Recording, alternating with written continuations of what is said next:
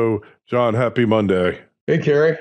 Hey, so we're looking at, well, first of all, gold's getting killed today. It's under 1,200 for the first time in like years, under 1,200 per ounce. But how much longer that will last is a good question.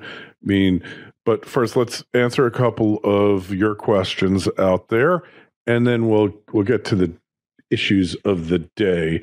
So Tom sent us one. He's a regular listener here and regular writer, and love you guys. Just figuring out my strategy for the future. And he wants to know about paying down debt.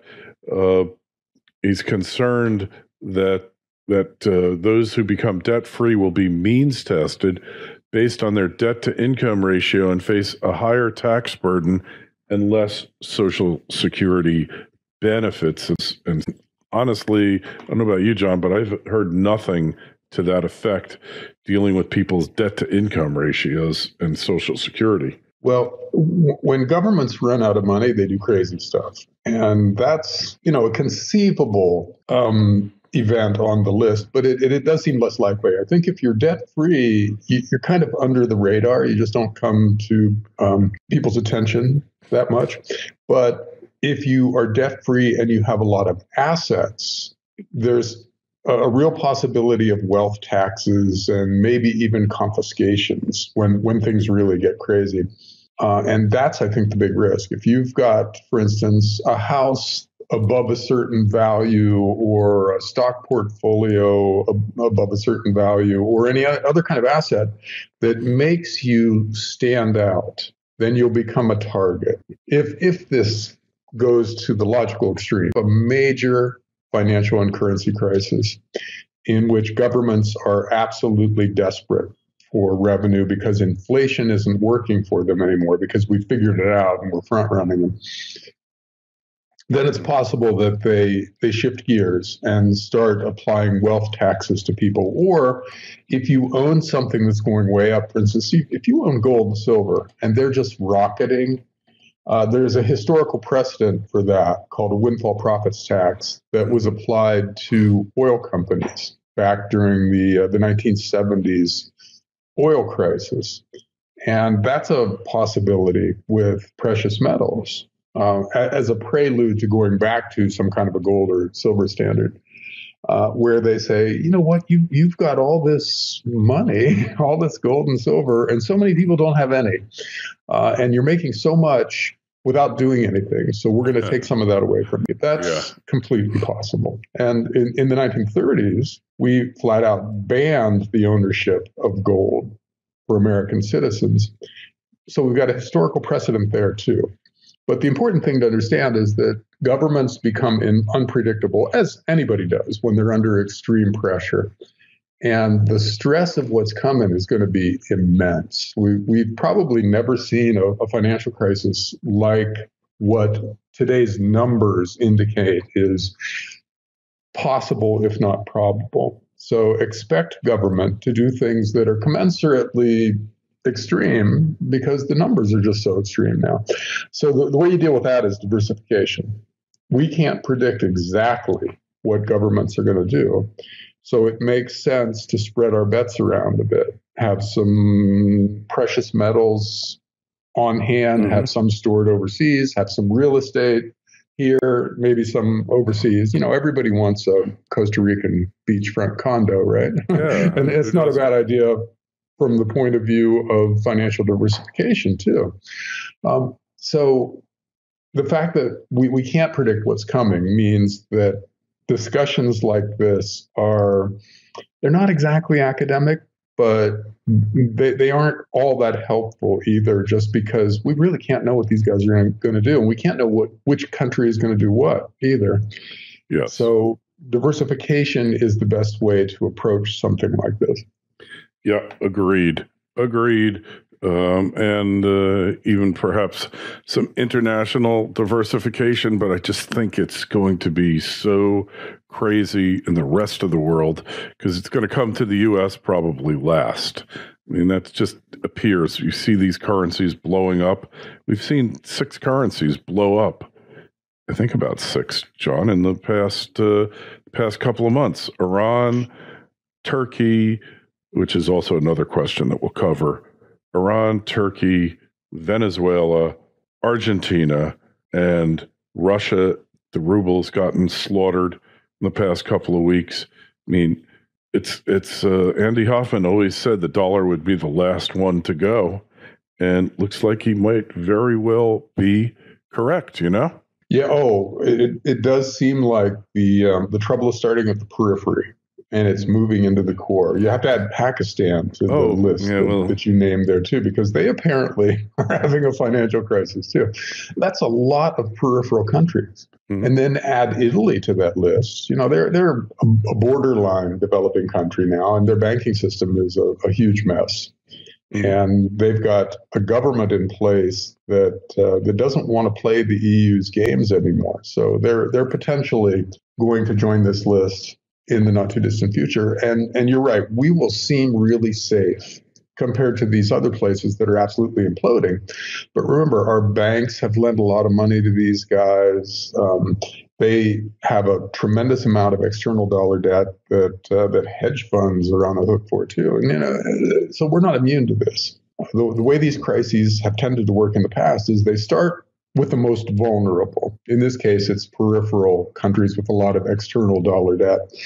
And then they move inward toward the core. And we're absolutely not immune to the crisis. Eventually, it takes a little longer to get here. But when it hits, 2008, 2009 was a near-death experience for the U.S. financial system. We didn't sail through that. We had to do really extraordinary, experimental, desperate things to prevent a 1930s style Big D depression. And in the ensuing decade, we've added so much new debt. I think globally, if you calculate debt comprehensively, we've doubled our debt. And the U.S. has doubled its government debt along with consumer debt and credit card debt and corporate debt, et cetera, et cetera. So we're more vulnerable now than we were back then, which means the crisis, when it hits, could be commensurately bigger. And my point is that we can't know what kind of response each government in each country is going to have. Some of them are going to do one thing, some will do other things. They're all going to do things that we consider aggressive and desperate and extreme, because that's the nature of what's coming. But the fact that Pakistan blows up first and then the U.S. blows up later doesn't mean that you sail through with all your assets intact if they're all in the U.S. I still think international diversification is a good idea if you can do it. And if you can't do it, then you want to diversify among real asset classes. That is not financial assets. Don't be involved with government bonds at all. They're no longer safe, even though they might perform really well while the dollar is the only currency game in town. Eventually they blow up too. So you want to be in real assets that governments can't create more of, and therefore those things will rise in price relative to the fiat currencies that we're going to have to inflate away one way or another. Probably the end game here, the best case scenario end game is a global currency reset. The worst case is obviously some kind of geopolitical thing where we have a financial crisis that leads to war, and then all bets are off because the weapons today are incomprehensibly powerful. But barring that, we'll have some kind of a global currency reset where we just recognize that these fiat currencies don't work anymore, and we'll go back to some kind of a commodity-based standard or some other rule that prevents governments from creating more currency than population growth. In other words, it limits currency growth, the growth of money supply, to 1 or 2% a year. And we can't know what that rule is going to be. We can't know how it'll be implemented. It could be a gold standard. It could be Milton Friedman's computer that only spits out 1 or 2% more money each year, but something like that is going to happen. And it will be preceded by a huge devaluation that will help real assets and hurt financial assets. So that's the kind of diversification that you want to be looking at among real assets. A little bit of real estate, some precious metals, some energy-related stocks, a few other commodity stocks, things like that. They will tend to do well. Government bonds, money market accounts, and bank accounts won't do so well at all. Mm-hmm. Yep. No doubt you're right. And that leads to the next question from Jesse, also a regular on the show, writing to us. I'm awfully confident the Turkey lira currency collapse is on the top of the list for John, but if for some insane reason, Erdogan refuses fiat from the IMF, who else may see an opportunity to come to the aid of Turkey? And if that happens, what would be the response of the West? And then he's got another burning question, involves Canada, the country of peace. The story just kicks me in the you-know-what. Hard to believe they angered the Saudis that much. Anyways, the Department of Finance sold off all of the government's gold reserves way back in 2016 and holds nothing but yen, sterling, euro, and dollars. Loonie hasn't gone to zero, right? So why shouldn't the Fed just sell off their gold reserves? So let's get back to the first. So we kind of answered it, but is there going to be a white knight for Turkey that comes from outside the West, like maybe China or Russia? Well, see, that's what's so bizarre about the Turkey situation. They're a NATO member. They're part of the military alliance that is aimed at Russia and China. But they made the mistake of borrowing immense amounts of US dollars. They have the biggest external dollar debt relative to GDP of any of these emerging countries that are blowing up. And with the dollar going up, that makes those debts harder to manage. And at the same time, we've got this geopolitical thing going on where we're imposing sanctions on them because they have arrested an American priest or something like that. And that's making it harder for Turkey to manage these debts, which would be a crisis for them regardless. And it's completely possible that China or Russia step in with some interim loans. But then, the whole NATO thing becomes an issue. And does Turkey leave NATO and join some other military alliance, or do they become non-aligned? Or there's no way to know how this plays out. But none of the scenarios are happy ones because they have too much debt. See, that's the overriding theme of all of this, is that when you borrow too much money, you lose control of your life. And these emerging countries that borrowed too many dollars are finding that out big time right now, as are the European and American banks who lent those dollars. So we're not immune to this, but Turkey is a situation that can go a lot of different ways, but none of them are positive. Mm-hmm. So we'll just have to see how this plays out. But yeah, it's completely possible that that our relationship with Turkey sours to the point that they turn to some other country, and we get the beginnings of a realignment, geopolitically as well as financially. And who knows? That's long-term bad for the dollar, right? And the Saudi Arabia thing is also a big deal because the Saudis are huge creditors of the U.S. and they're the linchpin of the petrodollar system. In other words, if they only take dollars for their oil, then that means the dollar has this huge role in the global financial system that it might not have otherwise. And if the Saudis get so frustrated with us that they start diversifying and say, well, we'll take rubles, we'll take yuan, that's a big change in the global financial system as well. And it's a one more thing that is weighing on the dollar long term as other countries start trading in their own currencies and lessen their need for dollars as a reserve currency. That's one of the things that when the next crisis hits, we'll look at and go, oh, we have this big problem we didn't realize. Nobody needs dollars anymore for trade. And that means they need fewer dollar reserves, and that means there's less demand for dollars, and it goes on and on like that. Mm-hmm. With the end, point being some kind of a dollar value crisis. And that's out there. Hard to say when it'll happen, but it does seem to be coming. It certainly does. Well, my theory here about what's happened with Canada and Saudi Arabia is if Justin from Canada wasn't on the outs with Trump, none of this would have ever happened with Saudi Arabia basically cutting the cord. I think, I don't want to get all conspiracy theory-ish on you there, John, but I just find it really interesting that the enemy of Canada is our friend, the good people of Saudi Arabia, right? I just find it all rather funny and not just a coincidence. I don't think this would have ever happened if Trudeau hadn't dissed Trump. But this is payback. You know what they say: revenge is a dish best served cold. Yeah, I wouldn't put it past Trump to do something in that kind of a roundabout way.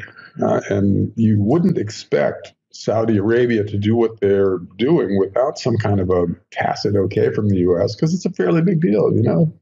Canada is a major ally of ours in every way you want to look at it, militarily, financially, geopolitically. They're on our side most of the time. Mm-hmm. And Saudi Arabia is, while it's a very different system, is still a major ally of the U.S. Very much so. We work with them in lots of different ways, good and bad, and they're considered very valuable by pretty much every U.S. president since the Eisenhower administration. Yeah. So this kind of thing is just one more thing. There's so much crazy stuff going on out there. There's so many weird things happening that that have come out of left field. Turkey blowing up, it was completely surprising on hold. Nobody 3 years ago thought that was going to happen. And now Russia completely dumping their U.S. Treasury bond holdings is also a very big deal. And Saudi Arabia disconnecting itself from Canada, that's not such a big deal in terms of numbers, but it's just psychologically weird. It changes the tone of geopolitics and global finance in a way that adds to the impression of a lot of people that the world is getting darker and scarier. Yeah. And market psychology is all important in a fiat currency system, because these currencies aren't backed by anything except our trust in the people who are managing them. We have to think these guys have it together, best interest at heart, or why do we bother with these currencies? Well, that sense that we can trust these guys to know what they're doing is eroding every time there's a new announcement like this. Very true. Very, very true. And this thing just seems, the permutations on it and the craziness of it, it seems like, control's being lost here. And hey, we'll just have to see what happens here. I just don't know where this is heading. I'm the first to admit it, but it's definitely knocking the hell out of gold and precious metals temporarily, because the dollar is just, the dollar has become this thing. Remember that thing? It was like on Star Trek, and it ate universes. It was like a big, looked like a barrel almost, and it was looking around searching for universes to suck in and destroy. And that's what the dollar is like almost become now, Well, yeah, a strengthening dollar is a really dangerous thing for a lot of people. And that's part of the cause of the emerging market crisis, because they all borrowed so many dollars that they now have to pay back, but they have to pay it back in stronger dollars, which means it's harder to do, and they can't do it in a lot of cases. And yeah, that's part of what's weighing on gold. Although, God, Kerry, you would think a world that's getting progressively crazier like this would be good for gold and silver. They're the safe haven asset historically. And they aren't recently that. But a lot of other things in the gold market have gotten really positive. We talk about the Commitment of Traders report here once in a while, and last week's report was extraordinary. The speculators are almost flat, which is really unusual. Usually the speculators are long. And the commercials, who take the other side of speculator bets, are also almost flat. Usually they're short. So we're seeing the market in the futures, at least, in the paper markets, go to a position that is historically really positive for gold and silver. When you flush out all the speculators and they turn negative, that's usually a sign that we're at the bottom, because the speculators tend to be wrong at big turning points. When they're convinced they're right, they're wrong, and they're convinced that gold is going down right now. At the same time, we've got seasonality starting to kick in. The spring and summer are bad for gold and silver because that's not when Asians buy their gold and silver. The fall and winter are when they buy their gold and silver. So we're heading into that time. So we're at a point where you've got the paper markets looking really positive for gold and silver, and seasonality at the same time. Last time we had this was late 2000. Early 2016, like January 2016. And we had this great 6-month run in precious metals and the mining stocks. So we're lined up for something like that again, according to these indicators. Correct. Which is to say, if these indicators still work, good things are coming. But indicators don't always work, and they don't always continue to work. So it's not a done deal. It's not a guarantee. But if historically useful indicators are still useful, then gold and silver ought to do much better in the next 6 months than they did in the past 6 months. And that ought to carry over to the mining stocks. Yeah, definitely should. Agreed. Hey, so a lot of unrest, though, in the world, a lot of uncertainty. But right now, nobody's shooting at anybody, pretty much. No hot wars, right, as a result of it? So far. I mean, there's a lot of shooting going on in the world. But there's always shooting, right? Yeah. But nobody big is bombing anybody else big right now. Right. Yep. Though there's a lot of saber rattling going on, and there's a lot of positioning going on where, it's conceivable. In Syria, for instance, we're shooting at people who have Russian advisors, and the Russian advisors are engineering attacks on our allies. And so we're bumping up against each other there. And same thing in the South China Sea, or not the same thing, but also scary is the South China Sea, where China is claiming big chunks of that, and the rest of the world disagrees. And we're sending fleets in there to contest China's claims that they own all these islands and things in the South China Sea. And that's an easy thing to screw up, where somebody panics, somebody makes a mistake, somebody shoots at somebody else. And so you hate to see stuff like this, because it's so potentially dangerous with today's weapons. We really don't know how these weapons work. Hypersonic missiles, what are you supposed to do about something like that? Or autonomous drone, nuclear-armed submarines. That's the kind of stuff we're building. You better duck and cover, is my advice. And then autonomous robots and things like that. Yeah, that make the decision building Terminators out there. And they make the decision to kill. They get to decide who to kill once they're out there. So this is the kind of world that we should be going out of our way to avoid conflict in, just because conflict is so unpredictable and potentially devastating. And we're not doing that. We're picking fights with people almost randomly. That's really scary. Seems that way, doesn't it? Well, hey, I find the COT report definitely a portent of things to come, because, like you said, the specs, as we call them affectionately, always get it wrong, and the commercials almost always get it right.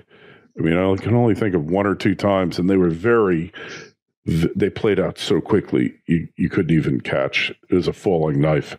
So I'm inclined to agree with you, John.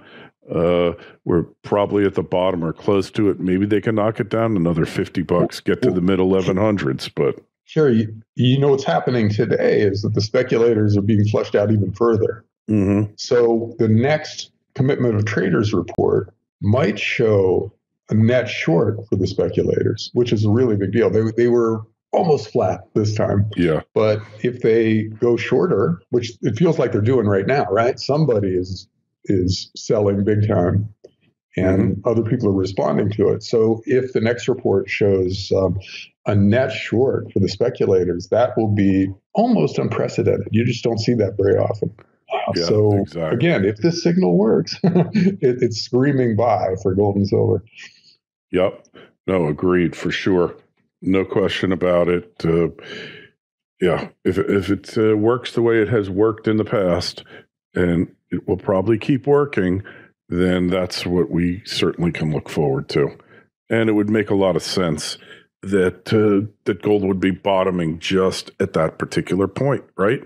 It just would make sense. But I don't claim to be the expert at prediction. You know, Yogi Berra always used to say, prediction is really hard, especially when you're talking about the future.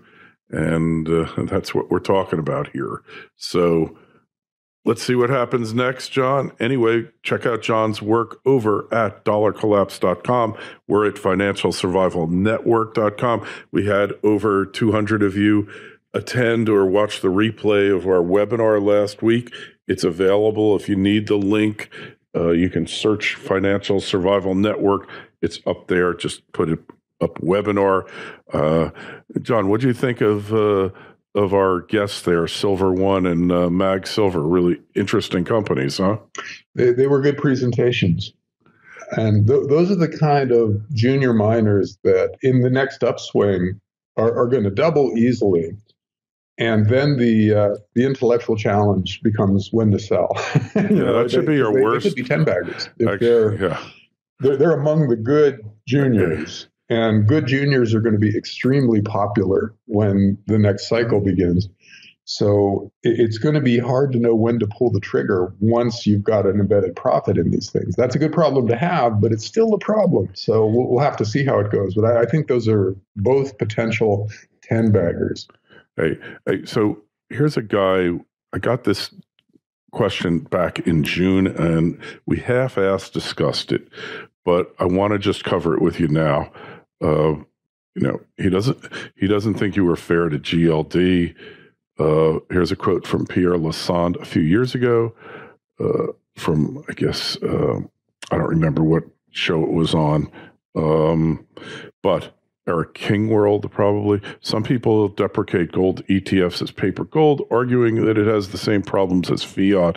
How do you respond? Lassonde, I can only speak to the Spider Gold Shares, ETF GLD, New York Stock Exchange, the instrument created by the World Gold Council. I was very much involved in its creation. The documents that establish it state clearly that every ounce of gold bought on the New York Stock Exchange must be backed by an ounce of physical gold. I've been in the vaults of HSBC, a fine upstanding bank, I might add, and seen the $60 billion in gold there. As far as the Spider Gold Shares ETF is concerned, these claims of paper gold are complete fantasy. SPDR Gold Shares is physical gold that trades on the NYSE to make it easy for people to buy and sell.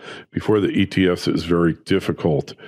So that's what Pierre Lassonde said. But when you look at the papers, the docs, right, the SEC filings, you see that the sub-depositories aren't necessarily audited and that they can hold gold in sub-depositories.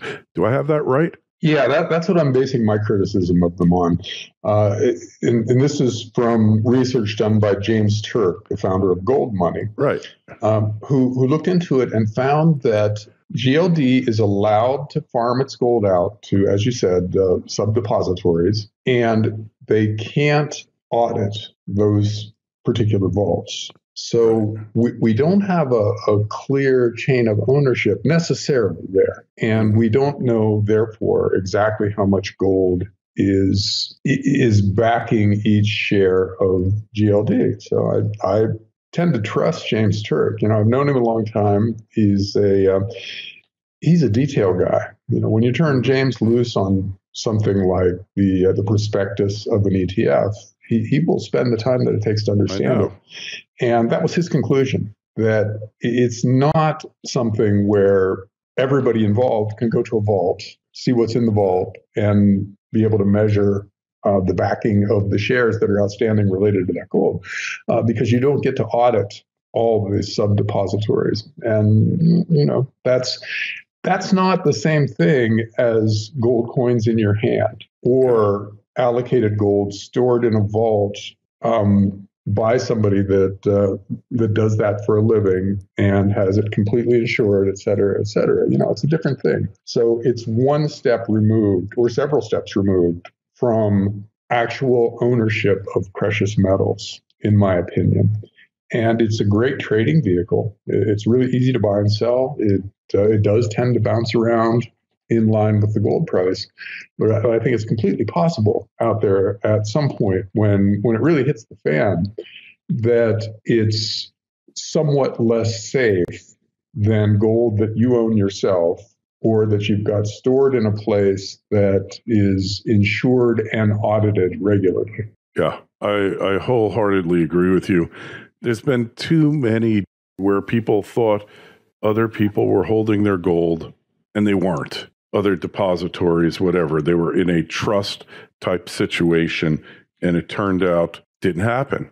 That, oops, sorry, we issued too many notes and there just wasn't enough gold to back it up. And there's been too many governments, John, that have done it. So I'm wary of such schemes that are done for the convenience of the, you know what I'm saying, of the general public to make it easier for you to buy and sell gold. It's really not that hard to do if you're motivated, and it could be as simple as a trip down to the local coin store, the local neighborhood coin store, if that's how much quantity you're looking for here. So, really, what's the important thing to understand is that these are separate ideas. In other words, owning gold that you have on hand versus an ETF that you buy like a stock, that they have separate roles in your financial life. The gold you own personally doesn't have a counterparty risk. Nobody else has to keep a promise for that gold to be there and to maintain its value. But financial assets that are linked to gold require somebody else to do something. So you're taking on extra risk in return for convenience with these things. It doesn't mean you shouldn't ever own them, but you should understand that somebody else has to do something before those things turn out to be what you hope they are. And so it's not gold. It's a way of tracking the gold price. It's a way of speculating on the gold price, but it's not necessarily a long-term holding that is at the risk-free core of your portfolio. That's something completely different.